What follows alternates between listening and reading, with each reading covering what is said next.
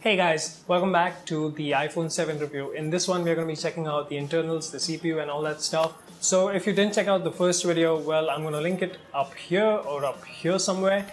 So go check it out if you haven't already seen it. And let's get into this one right away.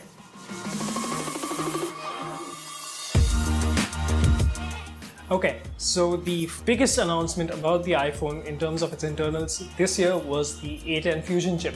Now, let me quickly explain why Apple calls it the A10 Fusion. Well, the core part being the Fusion bit. Now, what Apple has done is made its first quad-core ARM processor.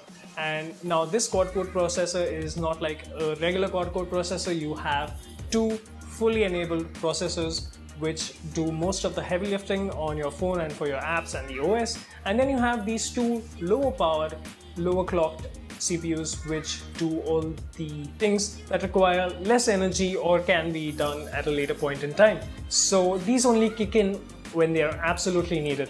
Now that's a very good thing because it lowers power consumption and well, it runs better for your battery and your battery is happy, so it lasts longer. So overall, that's a very good thing. And talking about the CPU, it is an absolute beast in terms of performance. It almost scores very close to the Apple MacBooks, and that's a little creepy if you think about it, because now our phones are becoming as powerful as our laptops. So to think about it, well, we are approaching a limit where these two are going to be comparing neck and neck in terms of performance, so that's going to be pretty interesting to see.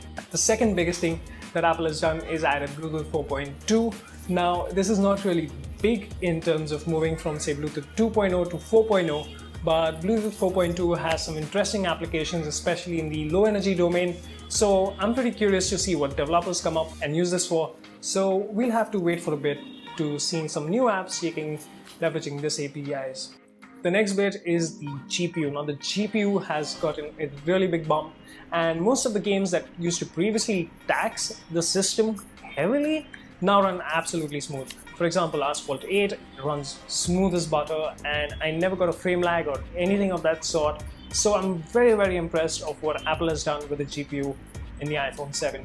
Now, of course, you're going to get a slightly lower performance on the 7 Plus comparing to the 7. So if you're going to buy a phone to game on or something like that, well, you're better off with the 7 instead of the 7 Plus. Now, last but not the least, it seems like Apple has re-engineered and redesigned the internal structure of the antennas, because I have gotten significantly better coverage with my existing carrier. I just removed the SIM from my 6S and put it in the 7, and voila, I'm getting better network, better coverage everywhere. So Apple has definitely done something about the antennas in the new iPhone 7 and 7 Plus, which makes it really good. And the audio quality has gotten a clear bump, and I'm not even using VoLTE. These are regular cellular calls and they're pretty good. Well, that's it guys for the internals about the iPhone 7. Now, if you haven't already checked out the introduction, well, it's up here. Next up, we are going to be discussing the OS and the integration with the new features in the iPhone 7, which is going to go up here, and followed by the camera and the new ISP engine and all that good stuff, which is going to be here. And last but not the least, the all-new audio system that Apple has implemented in the iPhone 7, which is going to be here. Well, if you like the review, hit the like button. If you disliked it, you know what to do. And if you're new around here, don't forget to subscribe. I'll see you down in the comments. Cheers!